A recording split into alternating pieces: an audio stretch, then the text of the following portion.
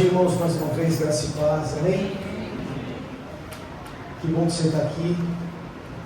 Alguns já estão aqui há alguns dias, por conta de todo o movimento da festa de julho, da festa da roça.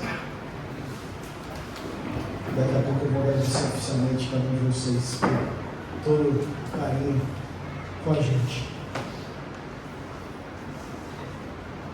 A gente tem estudado o livro de Gálatas. Eu vou dar continuidade nessa manhã, no capítulo 2, dos versículos 11 e 21, se você quiser abrir aí, mas vai estar na tela os versículos. Gálatas, capítulo 2, versículo 11 e 21, se você quiser enxergar mais fácil no teu Bíblia ou no teu smartphone aí, se não está aqui na tela, diz o seguinte, na versão NVI: quando, porém, Cefas veio a Antioquia, eu me opus a ele cara a cara, por sua atitude condenável. Pois antes de chegarem alguns da parte de Tiago, ele comia com os gentios.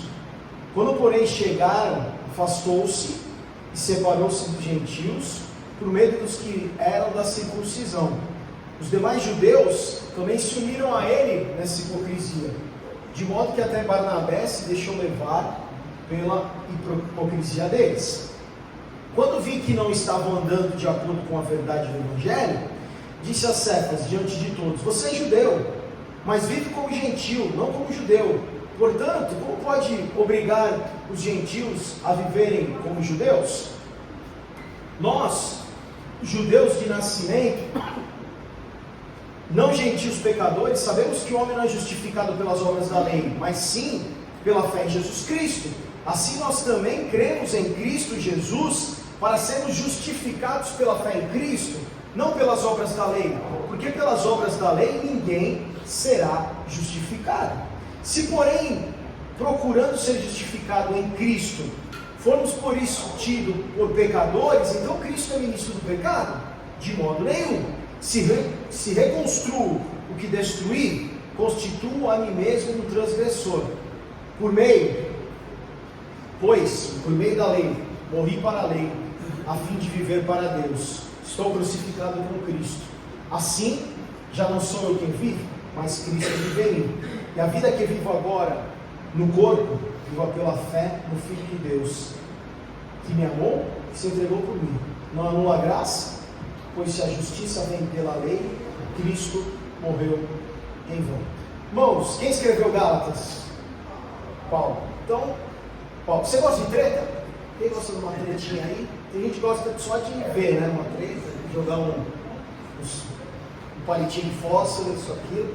Mas tem uma treta rolando aqui, em Gálatas, entre dois personagens que a gente adora. Um é Paulo e outro é Pedro. E eles estão, Paulo está escrevendo essa carta e estão falando. Antioquia era uma região no sul da Turquia, ainda existe essa região lá com outro nome, um local com outro nome, que é a capital de uma região que fica ao sul da Turquia. Essa situação se passa lá. Interessante para nós nesse texto, irmãos, é que é a primeira vez que Paulo usa o termo justificação pela fé. Esse termo é muito importante para nós. Se a gente analisar com calma, então, o texto que está aí, que você leu, a gente vai ver essa treta. Paulo tretando um pouquinho com o Pedro.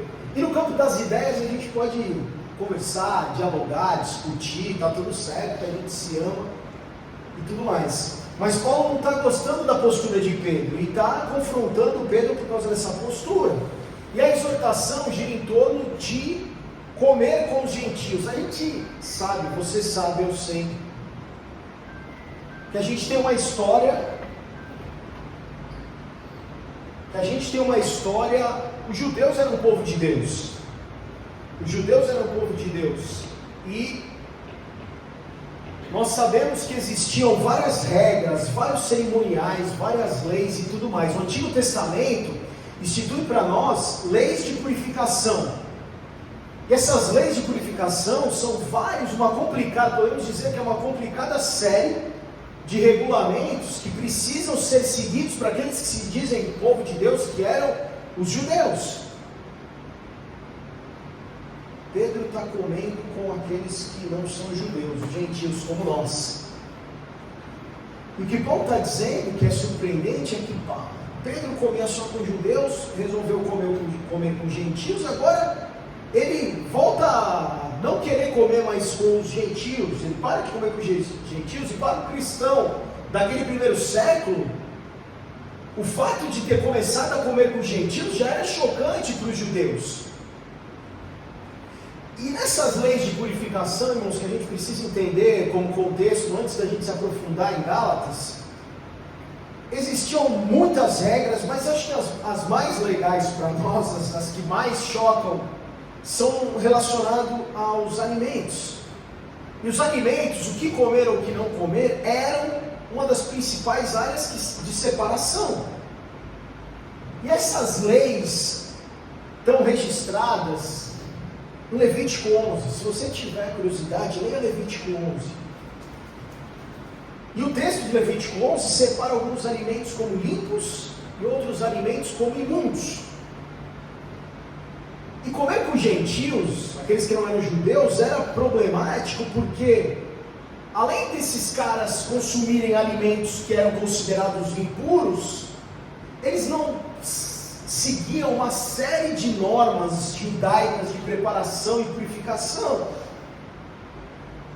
E se nós olharmos esses alimentos puros e impuros, a gente vai ter algumas coisas que vão até hoje nos chocar. Se eu falar para você, fizer uma pesquisa aqui, quem é puro, quem é impuro, quem come impuro, quem não come impuro, a gente vai ter um problema, porque esses animais que eram considerados, a carne desses animais que era considerada pura ou impura, começa principalmente, se a gente pensar em animais terrestres, eles falam de não comer leão, de não comer urso, de não comer cachorro, que algumas culturas comem, mas sabe o que me magoa? Não poder comer um bacon. Porque o porquinho está na lista, né? E bacon é vida, a gente sabe disso, sabe? Como é que faz? Não dá para comer bacon. Nem torresmo de rolo? Não pode, Rogério. Proibido. É a única coisa que me afeta nessa história. Eu podia seguir as outras, porque depois eles falam sobre animais do mar, sobre escamas. Aí aqueles, vou chocar vocês, mas não pode comer camarão, não pode comer polvo, não pode comer mula. Isso eu passo, mas o bacon é um problema para mim. Uma série de coisas. Isso chocava, então. Pedro está comendo com esses caras, ele está lá, faz o pratinho dele, que não tem um torresmo de rolo, que não tem um espetinho de camarão, ele está comendo a comidinha lá, e os caras estão lambendo os beiços, comendo bacon, e é chocante, porque ele está, então, comendo com esses caras. E foi por tudo isso que durante séculos os judeus evitaram sentar nas mesmas mesas, porque as comidas chocavam. Imagina, você está comendo ali um prato, o judeu fez tudo direitinho, separou, fez um prato ali, refogou os legumes e o cara está comendo um bacon do lado dele. A raiva, né? Só que isso muda, irmãos. Então o contexto é esse, tinha proibições, então era isso que causava um choque pelo que Pedro estava fazendo, para alguns judeus mais ortodoxos. Mas existe uma outra coisa importante para nós, para a gente entender o que está acontecendo aqui. Tudo muda quando Deus dá uma visão para Pedro, quando ele está em jogo, que essa visão está registrada lá em Atos 10. Na visão, Deus declara para Pedro claramente, você conhece essa história, um lençol, vários animais ali, Deus declara puro os alimentos que eram anteriormente considerados impuros.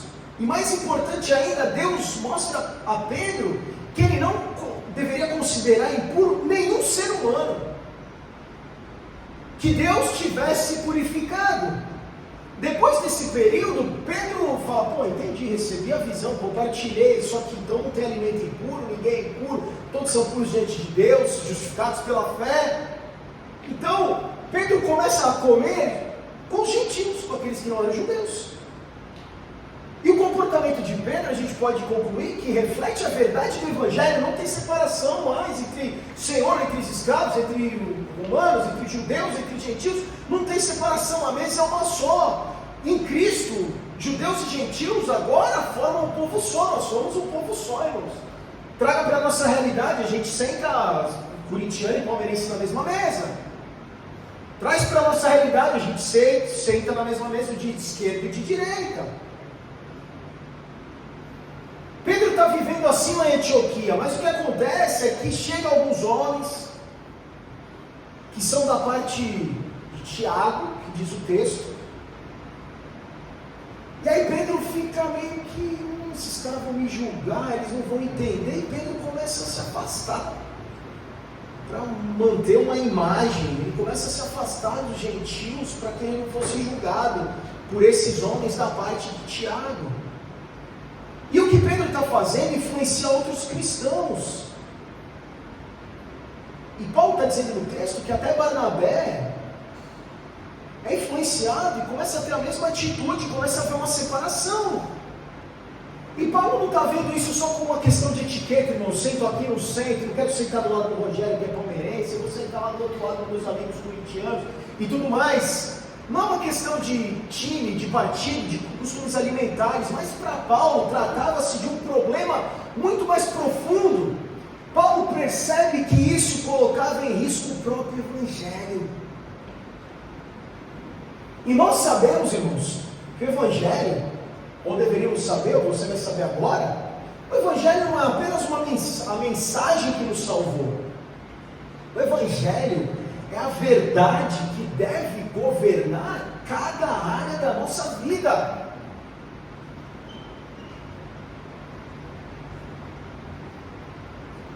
A salvação vem exclusivamente pela fé em Cristo. E Paulo tem divulgado isso. E ele confronta Pedro porque o que Pedro estava fazendo era uma contradição que Paulo vinha pregando. Isso mostra atos de hipocrisia de Pedro, medo de Pedro, uma série de coisas. Mas por quê? Porque essa aceitação inicial dos gentios por Pedro estava enraizada na revelação divina de que ninguém é impuro diante de Cristo.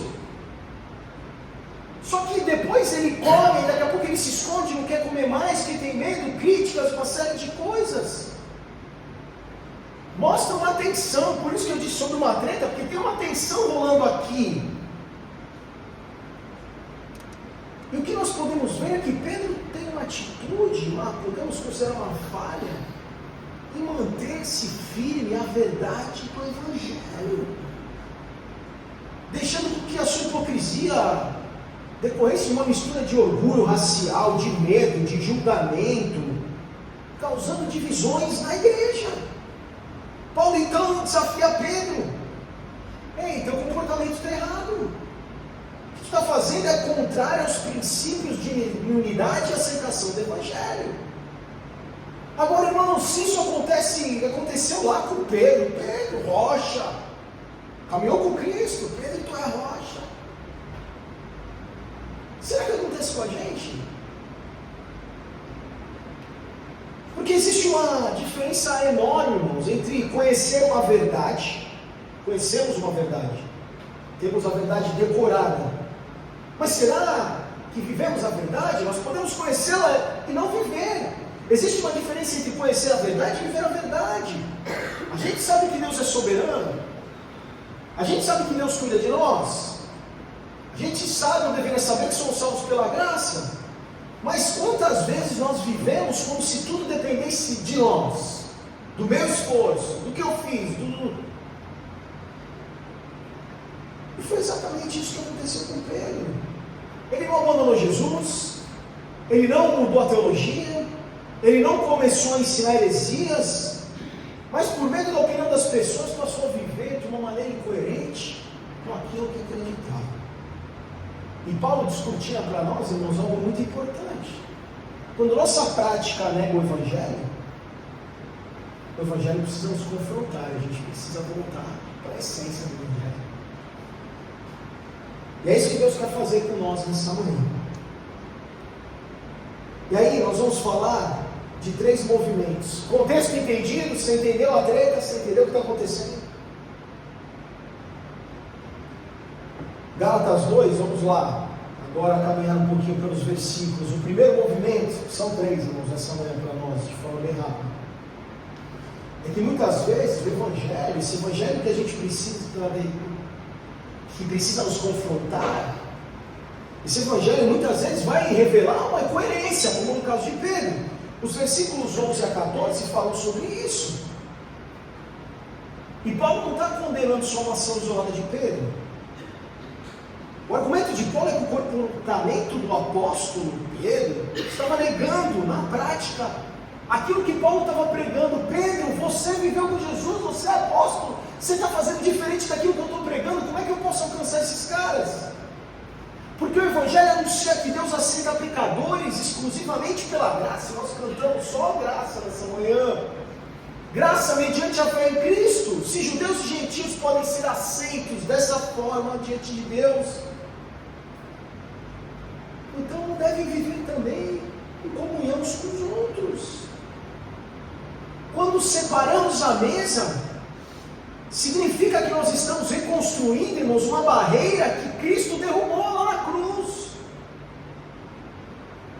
A mesa da comunhão, sentar gentios e judeus juntos, ou no nosso contexto, que nós falamos, pessoas que pensam diferente, de times diferentes, de partidos políticos diferentes, de ideologias diferentes, demonstra visivelmente essa doutrina que Paulo traz para nós sobre justificação pela fé.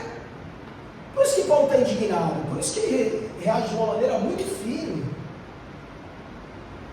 Porque Pedro entendia que Deus havia recebido os gentios. Quando ele teve a visão lá na casa de Cornélio, ele é usado exatamente para alcançar gentios, ele sabia disso, e o problema não era comigo.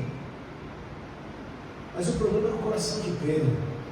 Ele teve medo da crítica, medo da rejeição, medo da opinião dos homens, e sem perceber, começa a comunicar uma mensagem diferente, começa a comunicar essa separação. Os judeus estão em primeiro, os gentios estão em segundo, existe um privilégio para alguns e não é um privilégio para outros. Paulo faz essa confrontação pública, porque não era só um social, irmãos, a gente não está falando sobre costumes sociais, a gente está falando de não viver o Evangelho na prática.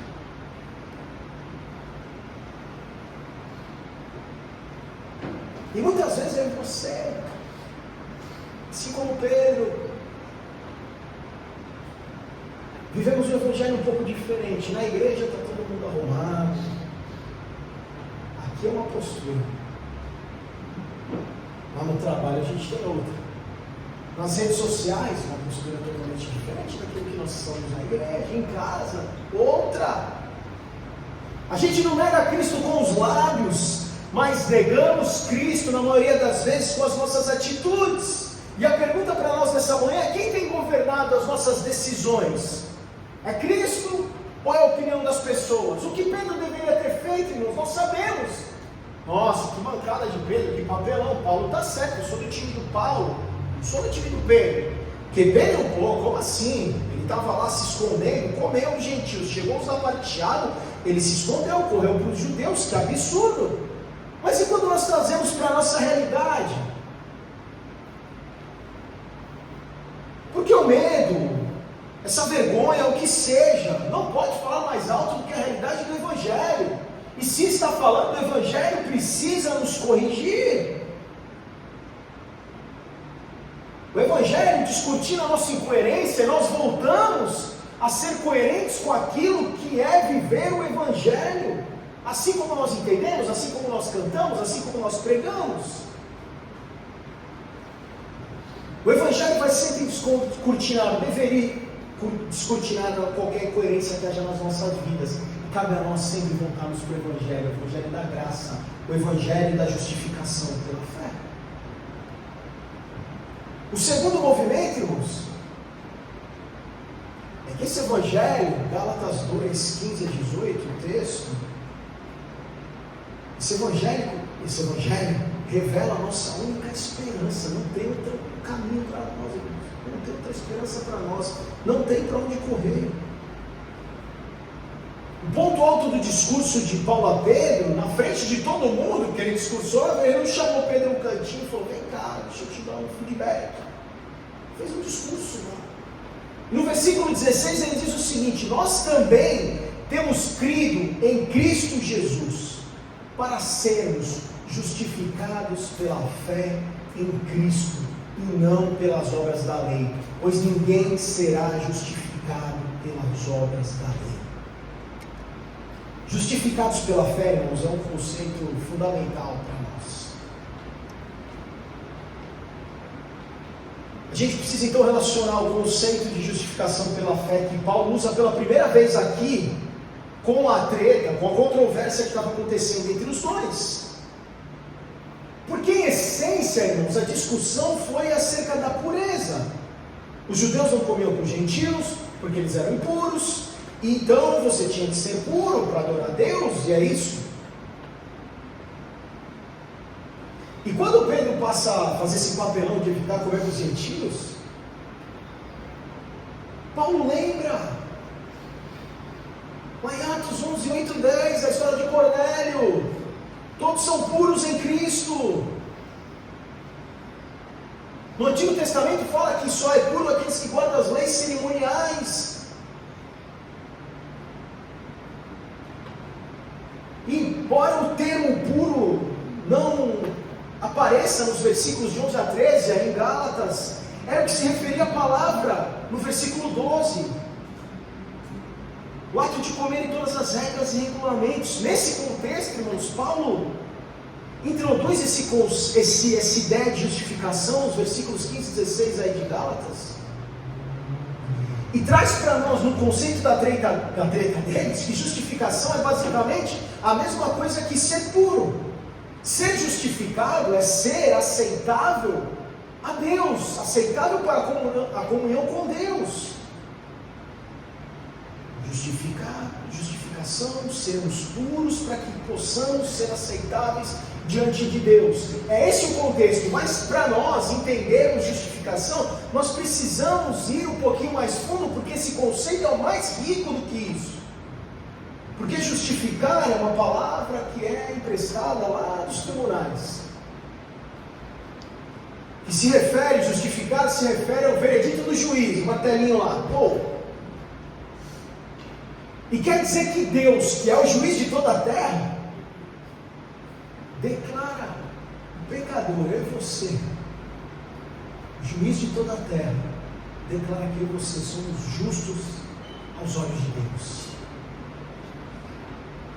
Isso não tem a ver com o que eu faço, não. Isso não tem a ver com que eu sou pastor, isso não tem a ver com que eu estava aqui ajudando ontem na festa junina. Isso tem a ver com Cristo, é por causa de Cristo. Isso não significa que Deus finge que o pecado não existe, porque nós somos pecadores, carecemos da graça de Deus. Mas isso significa que o pecado foi tratado em Cristo. Essa justificação é como se fosse, um ato jurídico. Não é um processo de transformação moral, irmãos. Porque a transformação moral acontece depois, naquilo que a Bíblia chama de santificação. E a gente não pode confundir essas duas coisas. Palavras que a gente deveria conhecer, a gente sabe, ouve isso desde pequeno. Porque a justificação trata da nossa posição diante de Deus. Qual a nossa posição diante de Deus? Justos, puros, justificados pela fé. Se eu creio, eu sou justificado. A resposta, irmãos, está naquilo que muitos teólogos, inclusive Tim Keller, que é o escritor do livro que nós estamos se baseando, chama da grande troca. A petição, irmãos, não é um descuido de Paulo, é ênfase, ele está reforçando 1, 2, 3 vezes. Paulo quer que a gente entenda que qualquer tentativa nossa de acrescentar obras humanas como fundamento na nossa aceitação diante de Deus destrói o Evangelho. Isso não é Evangelho. Se alguém fala para ti que para tu ser salvo tu precisa fazer alguma coisa, seja o que for, é mentira. Fala, vai embora, Satanás, que isso é moeda do diabo. Não existe um uma parte da salvação que é de graça e outra parte que veio com mérito humano. Não, é tudo graça, é graça, Senhor, eterno, imenso favor. Ou nós somos aceitos inteiramente por Cristo, ou nós não somos aceitos de maneira alguma. É tudo ou nada. Mas existe religião, e a religião fala: faça isso para ser aceito, doe, contribua, seja bonzinho, faça o que for. Não, o Evangelho fala: Cristo fez o que deveria fazer por nós, nos tornou justos, nos tornou puros, por isso nós somos aceitos. Irmãos, essa mudança muda, essa diferença muda completamente a nossa relação com Deus. Nós não obedecemos para conquistar amor. Nós obedecemos porque Ele nos amou primeiro, nós já somos amados. Nós não servimos a Deus para nos tornarmos filhos, nós servimos porque nós já somos filhos.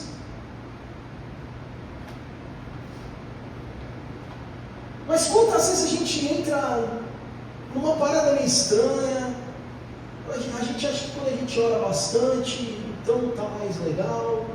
A gente acha que quando a gente peca, Deus desistiu de nós, virou as costas. A nossa posição de Deus, amados filhos, nunca depende, nunca dependeu, não vai depender, nunca vai depender do nosso desempenho. Depende da cruz.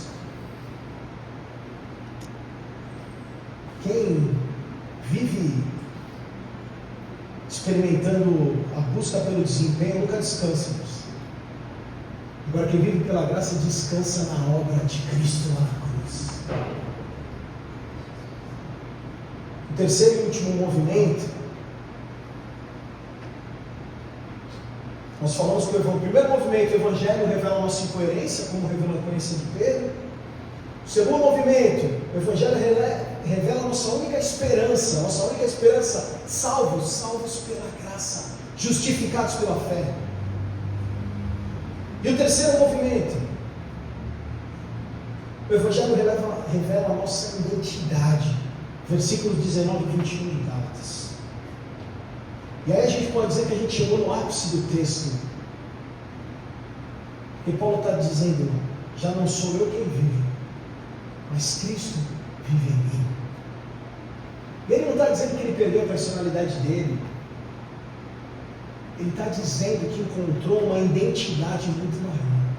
E essa é a nossa identidade. Essa é a identidade que nós devemos encontrar.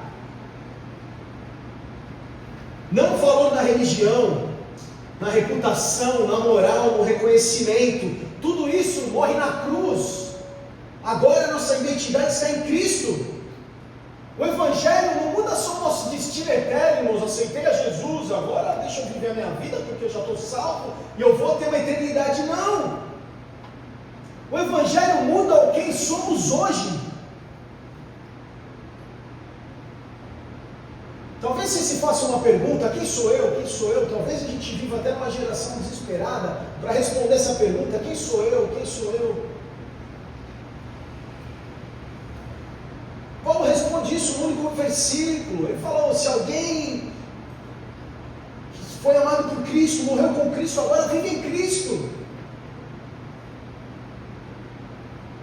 E aí, quando a gente deixa essa verdade entrar no nosso coração, muda tudo. Porque não é o sucesso, não é a aprovação, não é o medo que controla a gente. Quando Cristo se torna a nossa identidade, a opinião do mundo perde a autoridade sobre a nossa alma.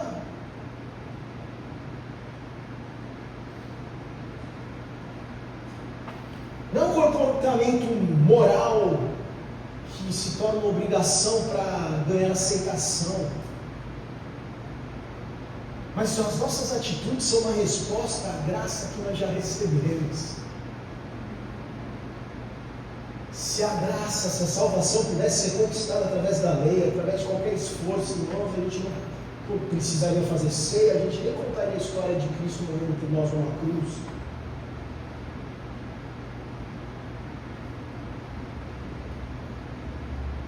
Paulo fala: eu morri para a lei, agora eu posso viver para Deus.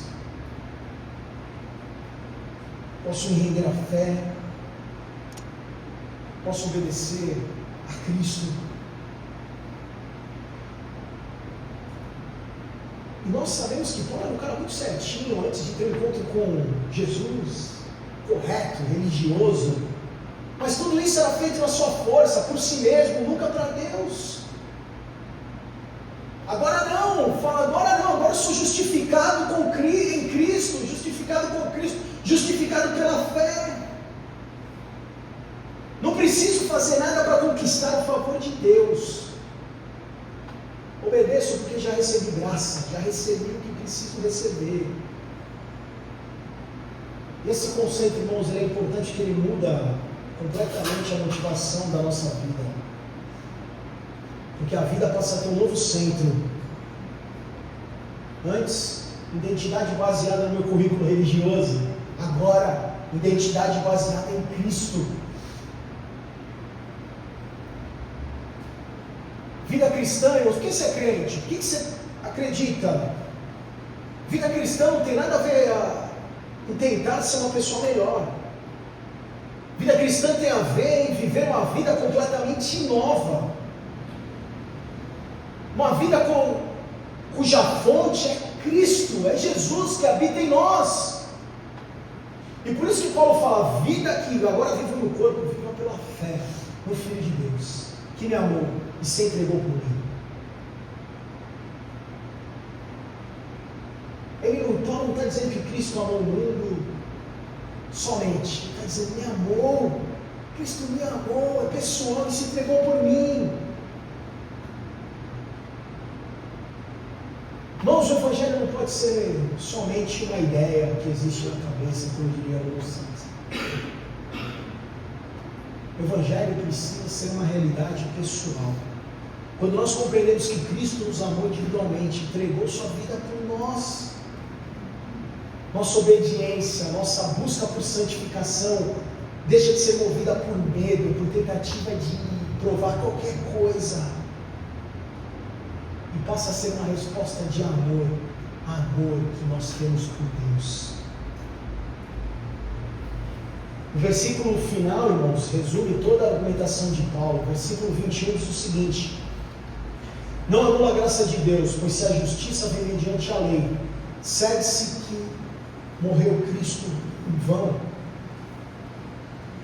Paulo não está se dirigindo só a Paulo agora, só a Pedro. Paulo não está se dirigindo só a Pedro agora.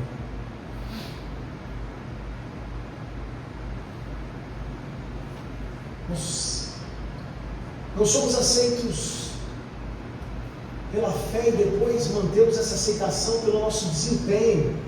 O Evangelho vai do começo ao fim da nossa vida, não muda. Cristo já fez tudo por nós, já fez tudo. Paulo começa esse discurso confrontando Pedro e termina apontando para Cristo. Porque o objetivo do Evangelho, irmãos, nunca é apenas mostrar o nosso pecado. O objetivo do Evangelho é nos levar novamente para a cruz. E sabe o que a cruz nos lembra? A cruz nos lembra o seguinte: nós não precisamos provar nosso valor,